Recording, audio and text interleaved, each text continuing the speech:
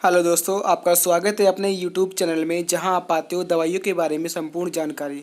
दोस्तों, सर्दियां शुरू हो चुकी हैं और लोगों का ये क्वेश्चन ज़रूर रहता है कि सर्दी में खांसी जुकाम क्यों हो जाता है। चलिए आज हम इसी विषय में जानेंगे, तो वीडियो पे बने रहिए, वीडियो को पूरा अंत तक ज़रूर देखिए।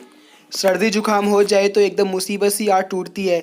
एक के बाद एक छींकों का सिलसिला, नाक का बहना, बुखार, सिर दर्द और सब कुछ उल्टा पुल्टा हो जाता है। और तो और सर्दी का यह जुल्म एक छोटी सी नाक पर। हमारे शरीर में नाक अनेक महत्वपूर्ण कार्य करती है। नाक के अंदर कई भाग होते हैं, इन्हीं में से एक होती है म्यूकस झिल्ली।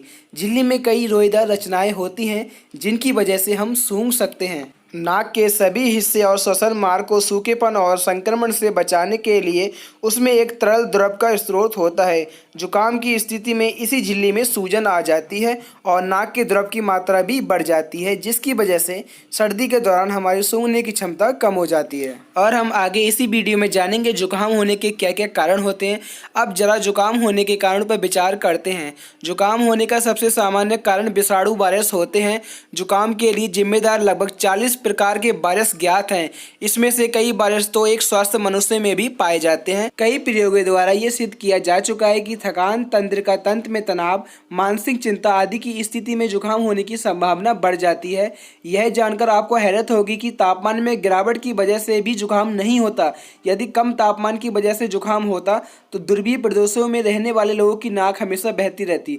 वैसे जुकाम होना किसी विशेष परिस्थिति में एलर्जी प्रदर्शित करने में भी एक लक्षण है। जैसे किसी की धूल की वजह से नाक बह जाती है, किसी को ज़्यादा आटा छानते हुए अगर किसी के नाक में आटा चला जाए उसको उस वजह से जुकाम हो जाता है।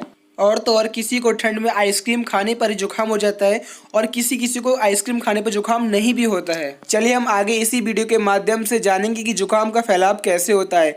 अगर जुकाम वायरस की वजह से हो तो आमतौर पर किसी एक व्यक्ति को जुकाम होने पर उसके संपर्क में आने वाले कुछ लोगों को भी जुकाम हो सकता है। हमारे घरों में तो अक्सर ऐसा होता है कि किसी का एक को जुकाम हो जाए तो वो छींकता जाता है, नाक पोंछता जाता है 1 2 3 घर में, और किसी किसी को जुकाम हो जाता है तो वो छींकते छींकते उसकी नाक से छोटी छोटी बूंदों के जरिए वायरस एक स्वस्थ मनुष्य में पहुंच जाता है और उसे भी जुकाम की गिरफ्त में ले लेता है।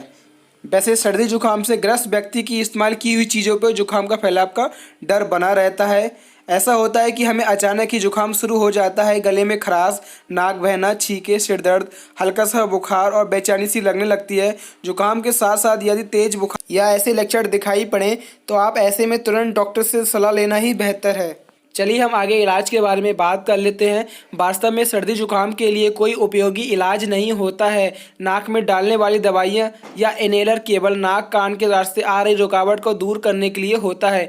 एंटीबायोटिक की दवाइयाँ लेने से कोई फ़ायदा नहीं है क्योंकि ये जीवाणुओं को, बैक्टीरिया को ख़त्म करती हैं, जबकि जुकाम का वायरस होता है। इसलिए बार बार जुकाम में एंटीबायोटिक लेने से हमारे शरीर को उसकी आदत बन जाती है और जब ज़रूरत पड़ने के लिए बैक्टीरिया को ख़त्म करने के लिए इन्हें लिया जाए तो दवाइयाँ कुछ काम नहीं करेंगी। जुकाम के लिए सबसे अच्छा उपाय भरपूर आराम करना है। इस दौरान खाने में तरल पदार्थ पीने से फ़ायदा होता है। एक बात गौरतलब है कि डॉक्टर जुकाम का इलाज या उसकी अवधि को कतई कम नहीं करता। जुकाम हुआ है तो वह 4-5 दिन में रहेगा ही और डॉक्टर अन्य बीमारी को आक्रमण से बचाने के लिए हमारी मदद ज़रूर करेंगे।